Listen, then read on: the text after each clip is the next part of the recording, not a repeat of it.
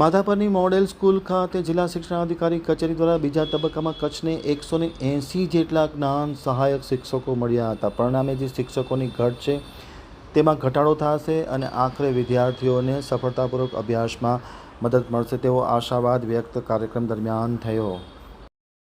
ભુજ ખાતે આવેલ જિલ્લા શિક્ષણાધિકારી કચેરી દ્વારા આજરોજ મોડેલ સ્કૂલ માધાપર ખાતે બીજા તબક્કાની જ્ઞાન સહાયક ભરતી પ્રક્રિયા પાર પાડવામાં આવી હતી. પ્રથમ તબક્કામાં દ્વિસ્તરીય ટેટ-ટાટ પરીક્ષામાં ઉત્તીર્ણ હોય તેવા ઉમેદવારોની ભરતી બાદ આજે કોઈ પણ વર્ષમાં આ પરીક્ષાર્થીઓ ઉત્તીર્ણ થયા હોય અને 48 વર્ષની ઉંમર મર્યાદા સુધીના ઉમેદવારોને કચ્છ જિલ્લાની વિવિધ સરકારી અનુદાનિત શાળાઓમાં જ્ઞાન સહાયક તરીકે નિમણૂક આપવાના આદેશ કરવામાં આવ્યા હતા. જિલ્લા શિક્ષણાધિકારી સંજય પરમારે આમતક ટીવી સાથેની વાતચીતમાં વિગતો આપતા જણાવ્યું હતું કે કચ્છ જિલ્લામાં શિક્ષકોની ઘટ નિવારવા માટે આજે બીજા તબક્કામાં ફાળવેલ ઉમેદવારો 712 પૈકી માધ્યમિકના 261, ઉત્તર માધ્યમિકના 135 ઉમેદવારોએ ડોક્યુમેન્ટ વેરિફિકેશન કરાવેલ, જે પૈકી અનુક્રમે 122 અને 58 એમ એકંદરે 180 જ્ઞાન સહાયકોને સ્થળ પસંદગી કરેલ હતી.